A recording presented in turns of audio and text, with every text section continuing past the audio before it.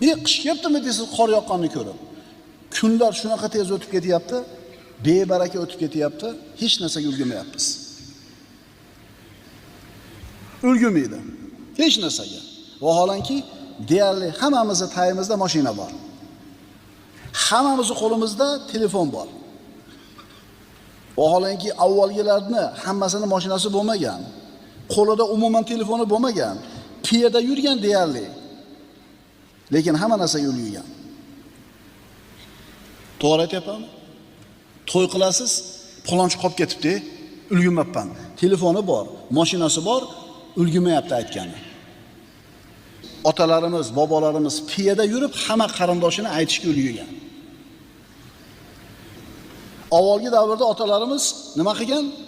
6 ta 8 ta bolani bitta o'zi boqqan ishlar. O'sha 6 ta 8 ta bolasini